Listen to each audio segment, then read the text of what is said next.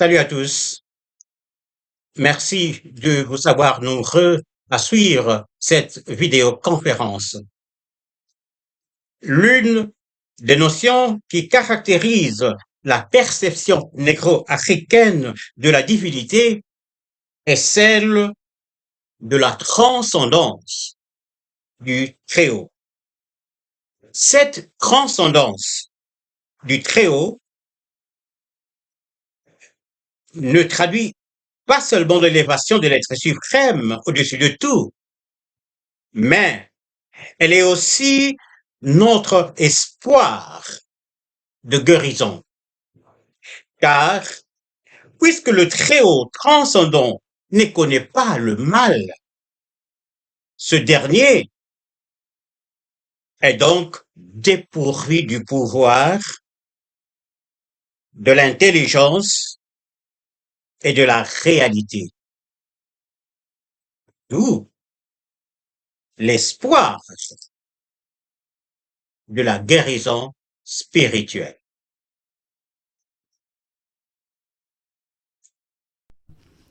Bienvenue à la chaîne Nzilaloa du Dr Kiatizwa Lubandadio Lualuka.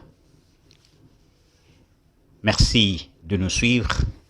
N'oubliez pas de vous abonner et d'appuyer sur la cloche de notification pour ne pas rater nos vidéos. Le thème de notre conférence est la transcendance du Très-Haut, notre espoir de guérison.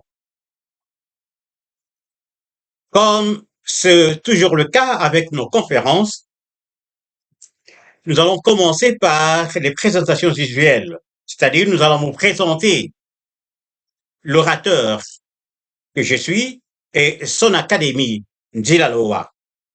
Nous expliquerons ensuite notre approche du kémétisme, une approche que nous appelons néo-kémétisme. Et nous établirons enfin scientifiquement la notion de la transcendance du Très-Haut. Quand je dis scientifiquement, c'est-à-dire en utilisant la déduction. Je suis docteur Kiatizwa Lubandadio Lualuka. Je suis détenteur d'un PhD Honor en théologie de Trinity Graduate School of Apologetics and Theology de Kerala en Inde. Après mes études théologiques, je me suis lancé dans la recherche concernant la spiritualité et l'épistémologie négro-africaine. C'est donc là le domaine de ma spécialisation. Et en tant que chercheur, nous avons créé Nzilaloa, qui est une académie moderne de la spiritualité traditionnelle négro-africaine.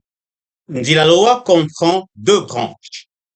Il y a une branche académique que nous appelons Institut de sciences animiques.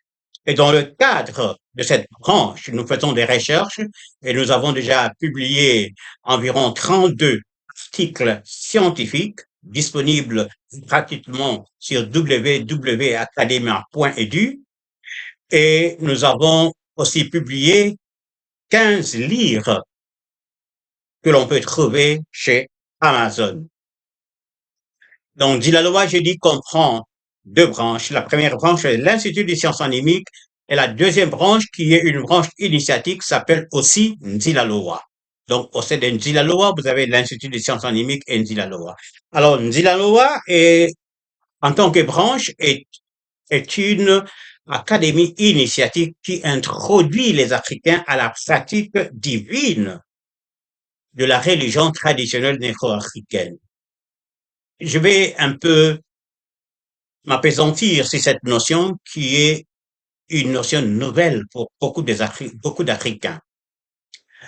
En fait, lorsque nous regardons le paysage spirituel africain, le paysage spirituel traditionnel, tout ce que nous voyons, c'est la pratique humaine de la spiritualité traditionnelle négro-africaine. D'où les gens ont l'impression que c'est tout ce qu'il y a. Mais en fait, il y a la pratique divine et la pratique humaine.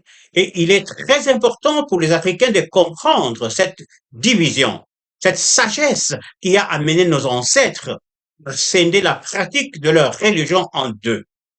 Alors, la pratique divine, elle est basée sur quoi? Elle est basée essentiellement sur la purification de la pensée et le secours des ancêtres saints, Bakulu, Bamaza, ceux qui habitent l'eau. Alors, vous comprendrez que puisqu'il s'agit ici de la purification de la pensée, dans cette pratique intervient la notion de commandement de Dieu, que les Bakongo appellent Nkondo Minzambi ou Congo, du nom même de leur royaume, comme pour dire que ces commandements étaient les fondements moraux et spirituels de leur royaume. Alors, la pratique divine de la spiritualité traditionnelle négro-africaine vise, premièrement, l'initié vise à redevenir l'enfant de Dieu qu'il était avant sa chute, redevenir un Osiris, un Malungila ou un homme Christ. Christ ici n'est pas à confondre avec Jésus. Christ, c'est le Kimalungila, c'est la plénitude de Dieu en nous. Nous allons revenir sur cette notion plus longuement. Deuxième chose que l'initié vise dans la pratique divine, c'est développer un pouvoir. Et ce pouvoir, ainsi développé par la purification de la pensée, sera perpétué par la foi à la matière et à la foi au génie tutélaire, les Bisimbi, en tant que pouvoir humain. Troisième objectif, guérir par la purification de la pensée toujours.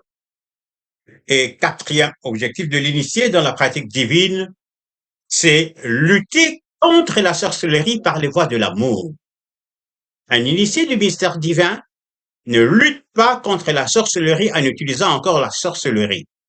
Donc, vous avez là une image de ce qu'est la pratique divine de la spiritualité traditionnelle négro-africaine. Cette pratique, laissez-moi vous le dire, est une pratique minoritaire qu'on trouve au jour d'aujourd'hui dans certains rituels des Bantous et principalement dans le Bukongo tel qu'enseigné par notre académie Zilaloa. C'est dire que c'était la pratique qui était celle de l'académie Kimpasi. Maintenant, à côté de la pratique divine, qui est une pratique d'une minorité d'Africains, voilà pourquoi cette pratique n'est pas très connue, il y a aussi la pratique humaine, qui est celle de la majorité des Africains. Alors, dans la pratique humaine, l'initié vise à utiliser le pouvoir qui était développé par le mystère divin et qui était transmis par la foi en tant que pouvoir humain. Il utilise donc ce pouvoir pour organiser, protéger et élever la communauté. Et les caractéristiques de cette pratique sont, premièrement, l'usage des génies de la nature, les Bisimbi. Nous avons vu que dans la pratique divine, on n'utilise pas les Bisimbi, mais on utilise les Bakulu Bamaza, les ancêtres saints, ceux qui habitent l'eau. L'eau ici en tant que symbole de pureté, de sainteté, c'est-à-dire ceux qui habitent un monde de pureté. Bien sûr, parmi les Basimbi, le Bakulu Bamaza, il y a toujours un qui ne quitte jamais l'initié. Et celui-là joue aussi le rôle de Simbi. Mais en général, dans la pratique divine, ce sont les Bakuluba Maza qui sont invoqués, alors que dans la pratique humaine, ce sont les esprits tutélaires, les Bisimbi, qui sont utilisés. Deuxième caractéristique, c'est le recours à la divination. Le recours, je dirais même systématique, à la divination. Alors, dans la pratique divine, la divination a un profil très bas. Pourquoi? La réponse est très simple. Dans la pratique divine, on part du fait que l'homme, en tant qu'image et ressemblance de Dieu, est maintenant même fait. Alors, si vous partez de la base que votre passé en bien, vous êtes parfait, vous ne pouvez pas rechercher encore pourquoi vous êtes malade. Ce serait une contradiction. Voilà pourquoi dans la pratique divine, la divination a un profil très bas. Nous avons vu que dans la pratique divine, l'accent est sur la purification de la pensée. Et qui dit purification de la pensée, dit respect des commandements des cieux, les commencements nous légués par les ancêtres divins.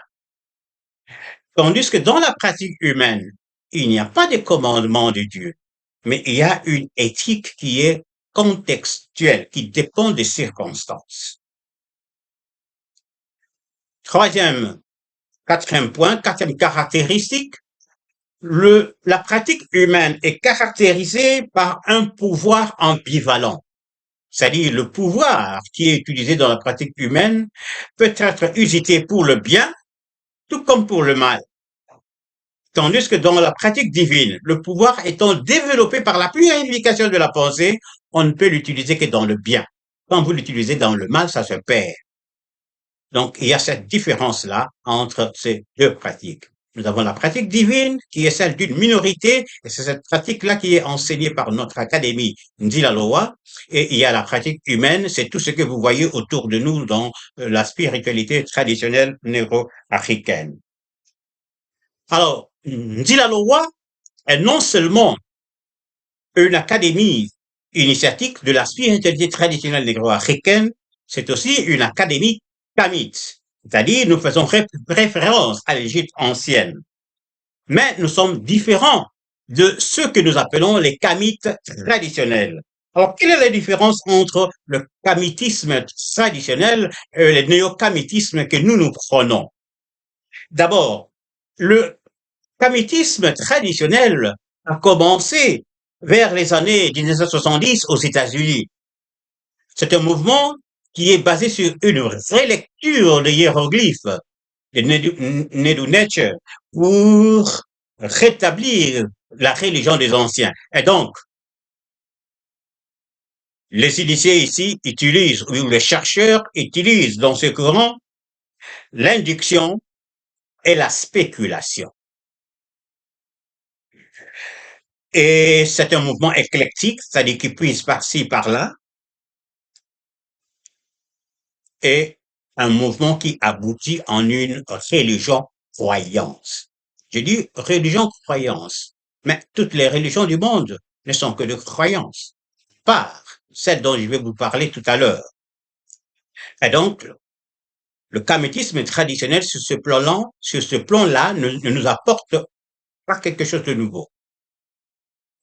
C'est un mouvement qui est aussi anti-biblique. Maintenant, le néo-kamétisme, notre approche a commencé en 2008 avec la découverte de l'argument cosmologique kémétique, un argument de déduction qui nous permet d'énoncer les doctrines essentielles d'une religion amenant au salut. Mais cette démarche, c'est une première dans l'histoire connue de l'humanité. Et donc, le néo-kamétisme utilise l'approche déductive et comparative. Par la déduction, nous établissons les doctrines essentielles de la religion solaire et par comparaison, nous montrons que la religion ainsi établie scientifiquement équivaut exactement à la religion de l'ancienne Égypte, des Sumériens, et qui équivaut au Boukoum, la religion Kourou. Et puisque nous pouvons utiliser l'approche comparative pour voir qu'est-ce qui nous appartient et qu'est-ce qui ne nous appartient pas, nous ne sommes pas un mouvement anti-biblique. Simon Kimbangu, le grand prophète Congo, a dit que les vérités spirituelles, les principes spirituels et moraux qui sont dans la Bible nous appartiennent. Ils ont été piqués à nos ancêtres. Par conséquent, nous avons le droit d'en revendiquer la paternité et de les utiliser. Nous ne sommes pas un mouvement anti-biblique. Et puisque nous nous basons sur la déduction en tant que démarche épistémique, nous aboutissons en une religion science exacte. Je dis bien religion science exacte. La vraie religion de vos ancêtres, la religion de vos ancêtres, dans son articulation supérieure, qui est l'articulation divine, est une science exacte. Nous ne cesserons pas d'insister sur cette notion parce que elle est capitale pour l'accomplissement du rêve de panafricanisme qui habite les vrais Africains.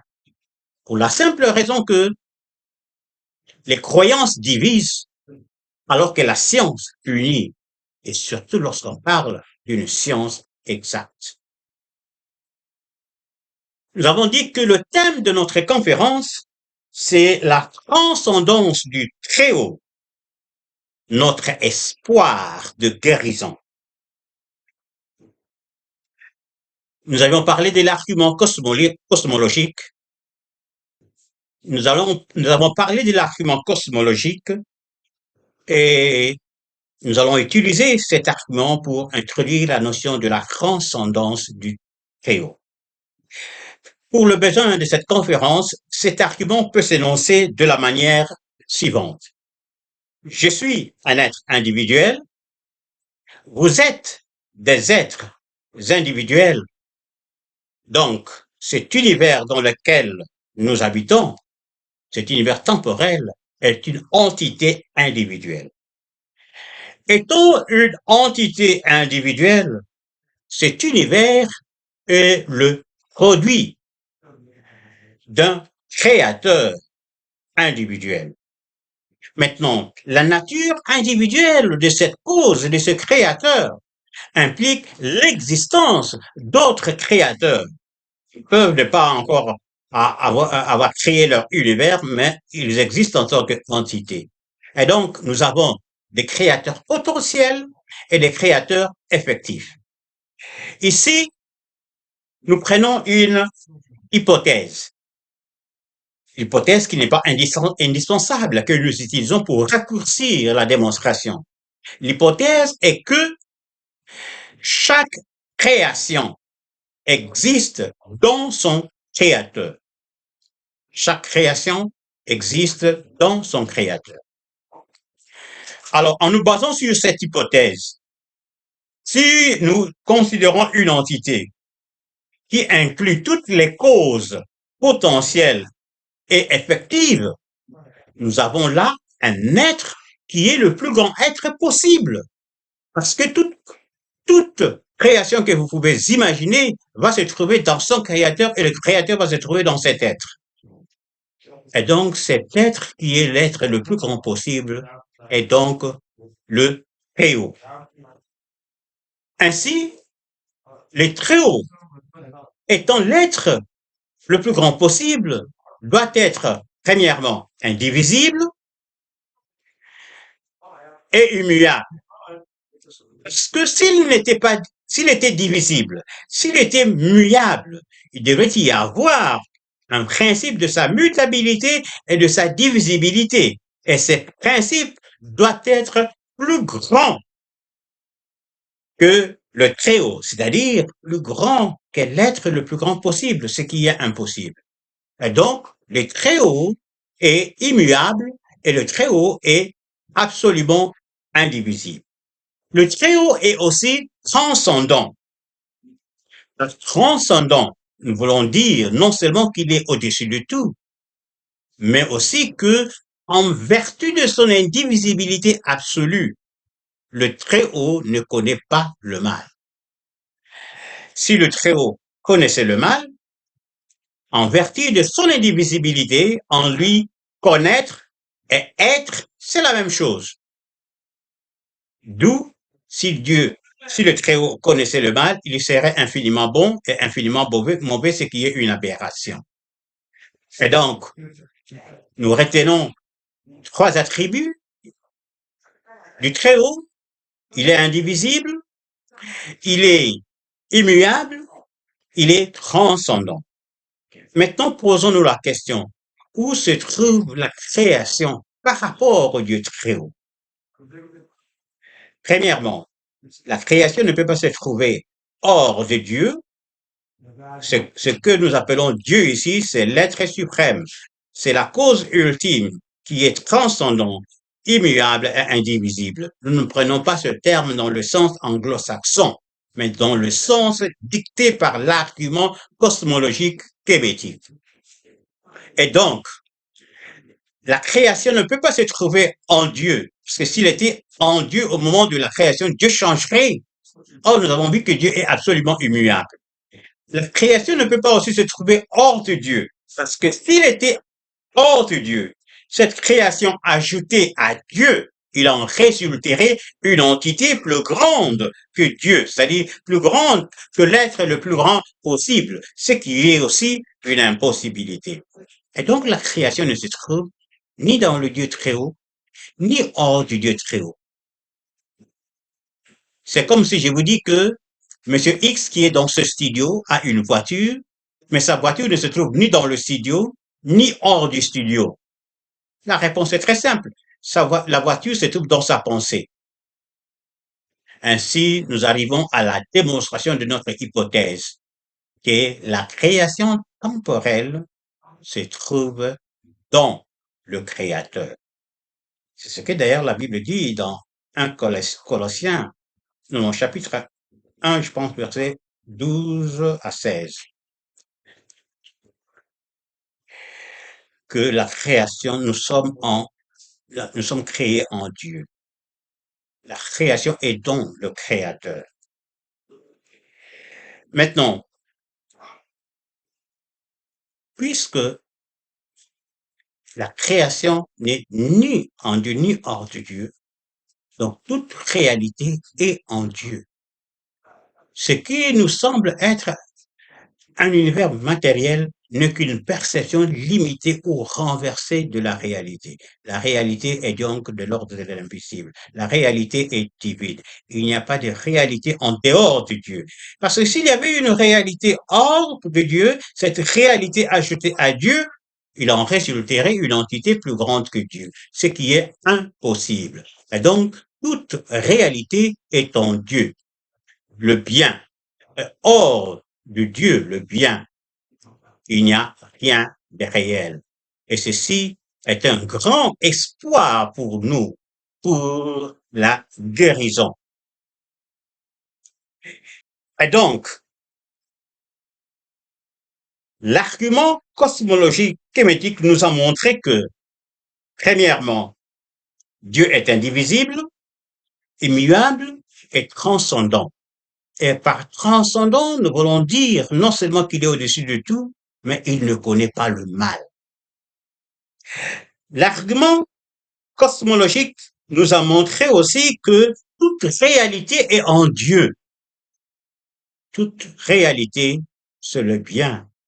Le mal n'a ni réalité, ni intelligence, ni pouvoir. Ne faisant pas partie de la réalité, le mal est toujours une suggestion erronée. Le mal n'a donc que le pouvoir que nous lui attribuerons dans notre ignorance. La transcendance de Dieu est une notion qui a toujours caractérisé la perception négro-africaine de la divinité. Cette transcendance implique que Dieu n'est conscient d'aucune réalité en dehors de lui, le bien. Et cette transcendance prive le mal de son prétendu pouvoir, de toute prétendue intelligence et de toute prétendue réalité. D'où l'espoir que nous avons de vaincre le mal, tout mal, par la spiritualisation de la pensée par l'approche de la pratique divine. Cette conclusion, démontrée par l'argument cosmologique kémétique, est contraire à ce que les sens corporels nous disent. Mais il nous faut retenir deux choses.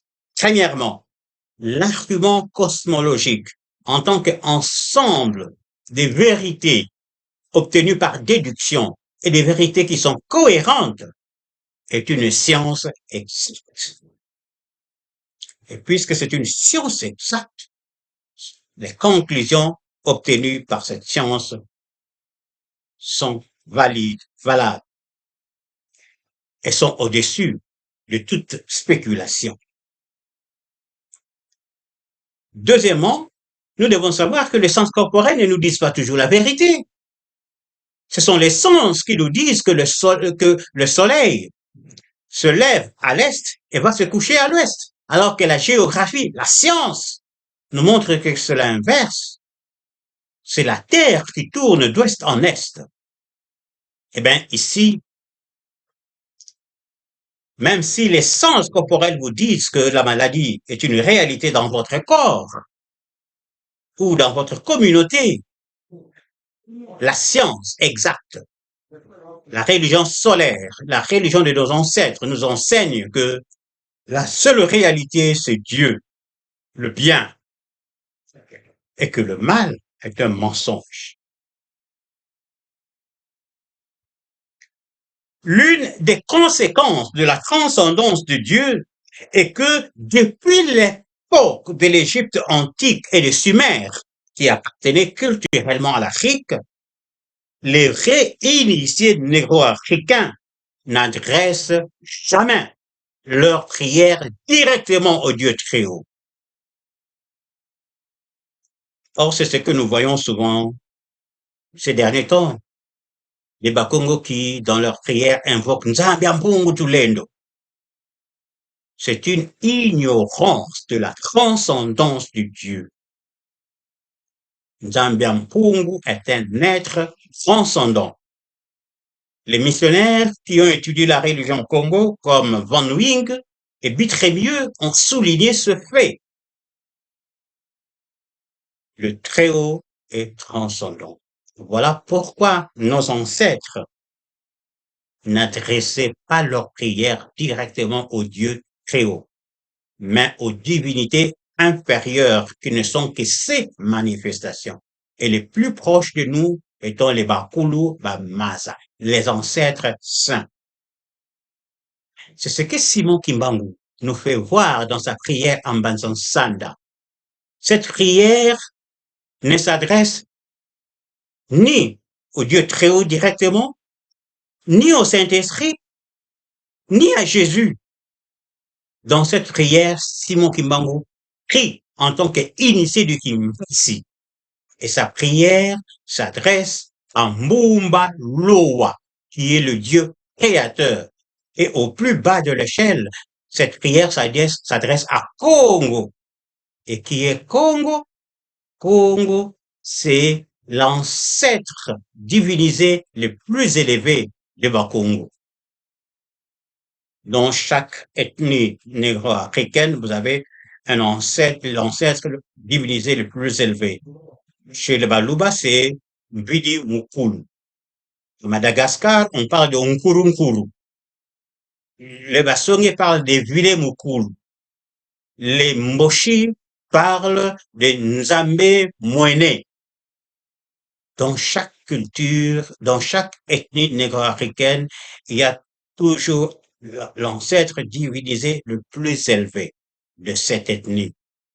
Et après cet ancêtre divinisé le plus élevé, vous pouvez appeler maintenant les autres ancêtres qui sont dans l'eau, vos ancêtres qui sont dans l'eau. Même si vous ne les connaissez pas, l'essentiel, c'est de dire, j'en appelle à vous, mes ancêtres qui êtes dans l'eau. Eux vous connaissent. Alors, le deuxième exemple de l'application de la transcendance de Dieu se trouve dans la Bible. Jésus vous enjoint dans la Bible en priant de dire notre Père qui est aux cieux. Il n'a pas dit, comme il s'est faussement traduit dans King James Version, notre Père qui est au ciel. Non, il a dit notre Père qui est aux cieux, cieux au pluriel. Or, nous savons que les cieux et la terre passeront, c'est-à-dire les cieux et la terre appartiennent à l'ordre temporel. Et donc, Jésus est en train de vous montrer par là que la prière s'adresse aux ancêtres. Et lui-même, lors de leur transfiguration, il nous a montré que il adressait ses prières à Moïse et à Élie, ses ancêtres.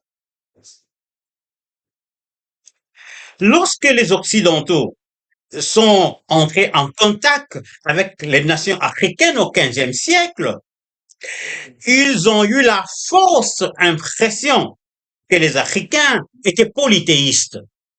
Oui, ils ont vu que nous avons plusieurs divinités et ils ont conclu que nous sommes polythéistes. Se basant sur la théorie de l'évolution de Charles Darwin, ils ont établi une échelle de valeurs religieuses et ils ont dit que eux étaient les plus élevés parce que l'humanité a commencé par la peur irraisonnée de la nature et de la peur irraisonnée de la nature, on est monté à l'animisme et de l'animisme au polythéisme qui est la croyance en plusieurs dieux indépendants les uns des autres et du polythéisme, eux, les Blancs, ont atteint le monothéisme. Et donc, ils utilisaient cette théorie pour nous prouver qu'eux étaient les plus évolués. Malheureusement pour eux, un prêtre catholique, c'est Wilhelm Schmid, a fait des études anthropologiques et il s'est rendu compte que le peuple appelé primitif, y compris les Africains, connaissait un Dieu unique, connaissait le monothéisme. Alors, plutôt que d'abandonner la théorie, comme il devait toujours se prévaloir d'une supériorité spéculative, ils ont dit, ah non, non, non, non, non, non, tout le monde a commencé par le monothéisme. Nous, les Occidentaux, nous nous sommes maintenus à ce monothéisme, mais les Africains sont descendus très bas, sont descendus au polythéisme et sont descendus à l'animisme. Voilà pourquoi je dis aux Africains, l'animisme est une valeur péjorative. Nous ne sommes pas des animistes. Nous sommes des monothéistes. Même notre monothéisme est un monothéisme hiérarchique. Bitremé et Van Wink, qui ont étudié la religion de Bakongo, sont catégoriques. Ils disent, les Bakongo ne sont pas polythéistes. Et pourtant, nous avons le Dieu très haut, qui est appelé Nzambi Mfumutulen. Nous avons le Dieu créateur, qui est appelé Mbumbaloa. Nous avons le Logos, je vais en parler tout à l'heure, qui est appelé Mvinanza. Et nous avons Congo, qui est notre ancêtre éponyme. Et nous avons encore d'autres divinités plus bas, comme Bunzi, Tomi, Lusunzi, etc. Malgré tout cela, Van Wing et Bistremé disent que les Bakongo ne sont pas polythéistes. Voilà pourquoi je vous dis que le polythéisme, c'est la croyance en plusieurs dieux indépendants les uns des autres. Ce que nous avons en Afrique, ce n'est pas le polythéisme. C'est un Dieu très haut qui trône au-dessus des divinités inférieures qui sont ses manifestations, ses enfants. Et donc, ce n'est pas du polythéisme.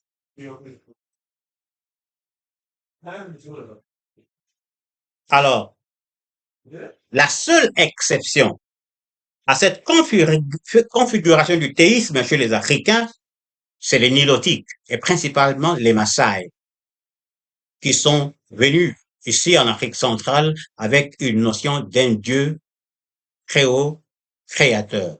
C'est la preuve qu'ils ont émigré après l'invasion de l'Égypte par les Grecs.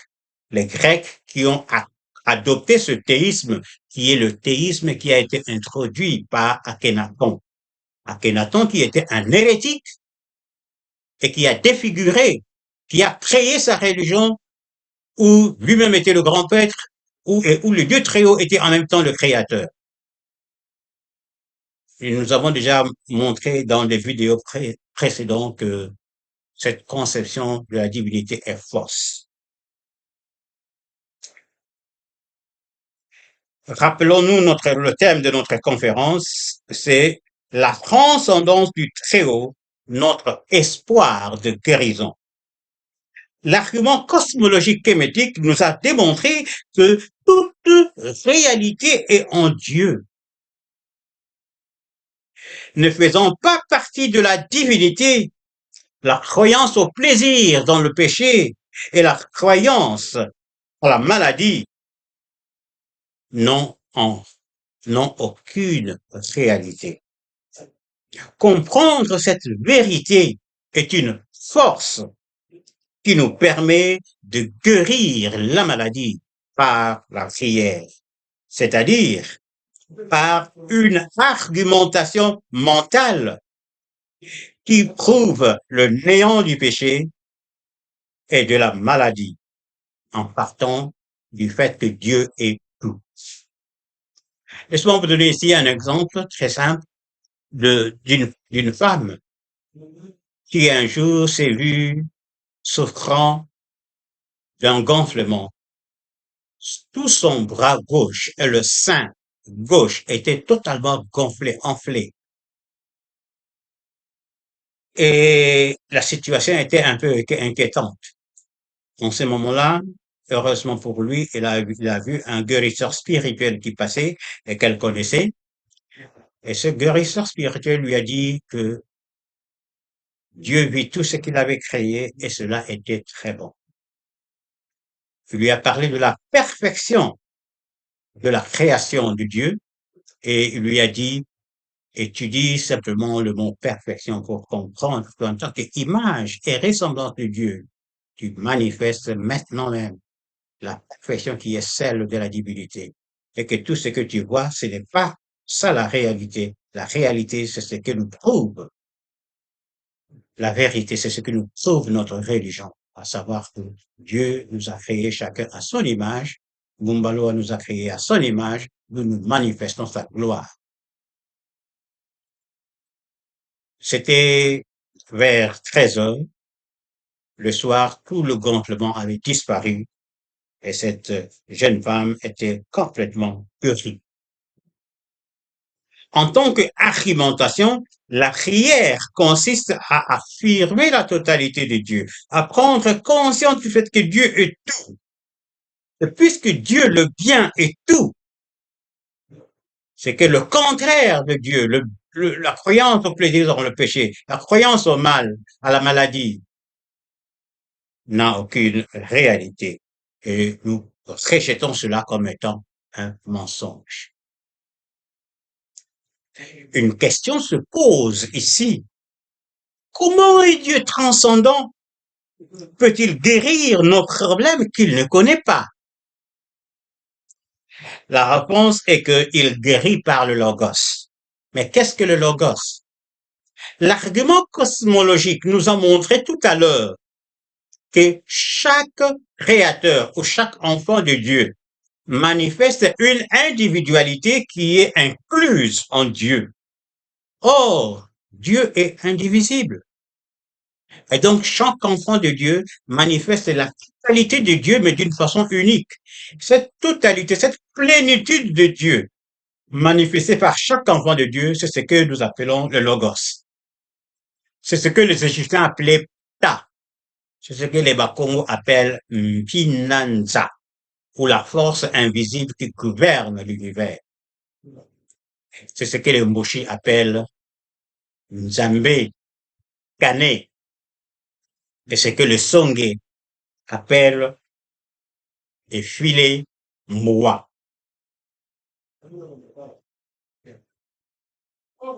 Donc, le logos, c'est la totalité de Dieu manifestée en chacun de nous. Nous savons que tout ce qui est sur le plan temporel n'est qu'une manifestation limitée ou renversée d'une réalité céleste. Ainsi, vous et moi, nous sommes en réalité maintenant même des enfants de Dieu au ciel. Cette apparence matérielle que vous semblez manifester n'est qu'une illusion. J'ai toujours pris l'exemple d'un avion pour illustrer cela. Lorsque vous regardez un avion dans le firmament, à 10 kilomètres au-dessus de votre tête, l'avion semble très petit. Mais dans votre pensée, puisque vous avez l'expérience des aéronefs, vous voyez l'avion grand. Alors, pour vous, il n'y a pas un petit avion et un grand avion. Ce qui semble être le petit avion, c'est le grand avion. Mais il faut le voir avec la pensée et non pas avec les yeux. C'est la même chose. Dans votre réidentité, vous êtes maintenant même un enfant de Dieu. L'image et la ressemblance de Dieu. Vous manifestez donc des qualités infinies, une intelligence infinie, une sagesse infinie, un amour infini, une bonté infinie. Toutes les qualités de Dieu sont en vous exprimées d'une façon infinie. C'est ça, votre réidentité ici et maintenant. Mais il faut le voir avec le sens spirituel, avec le Saint-Esprit. Le Saint-Esprit étant le pouvoir de discerner les réalités spirituelles. Si je peux illustrer la totalité de Dieu, je dirais la totalité de Dieu est comme un parfum qui remplit votre maison. Le parfum ne connaît pas les mauvaises odeurs, mais par le fait qu'il remplit la maison, le parfum empêche aux mauvaises odeurs d'entrer dans la maison. Le Logos, ou le Christ, dans le christianisme, c'est le Christ, qu'il ne faut pas confondre avec Jésus. Le Christ, c'est la plénitude qui habitait en Jésus et qui habite en vous aussi et en nous. C'est la plénitude de Dieu en nous tous. Et cette plénitude, cette totalité de Dieu rend la présence du mal impossible. Alors, vous allez me dire, si c'est le cas, pourquoi la maladie semble avoir de l'emprise sur nous? Laissez-moi tenter une réponse. La première chose est que Dieu ne nous force pas son amour. Dieu nous a dotés d'un libre arbitre comme conséquence de son amour envers nous, de la sincérité de son amour.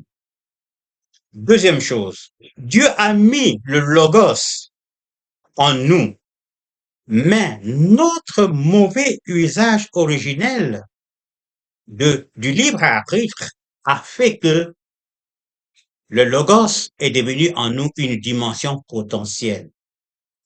D'où la nécessité de la purification pour que cette dimension devienne manifeste. Et troisièmement, c'est donc à nous de revendiquer cette totalité, car l'ordre divin nous est disponible. Dieu a déjà fait son travail. Dieu a mis en nous le logos. Nous avons moins utilisé notre libre arbitre, mais nous pouvons refaire le chemin. Comment? Grâce à la purification de la pensée. Nous pouvons redevenir des Osiris, des Malungila, des enfants de Dieu. En conclusion, les Africains ont toujours été des monothéistes, mais leur monothéisme est hiérarchique. Le Dieu très haut trône au-dessus des divinités inférieures qui ne sont que ses manifestations. C'est Dieu est un être transcendant. Il est au-dessus de tout et il ne connaît pas le mal. Dieu, le bien, est donc la seule réalité de l'être. Sa totalité manifestée en nous est donc un espoir de guérison spirituelle. Merci. Si vous avez aimé cette vidéo, s'il vous plaît, likez et partagez. Pour en savoir plus sur ce sujet, veuillez consulter mes livres disponibles chez Amazon.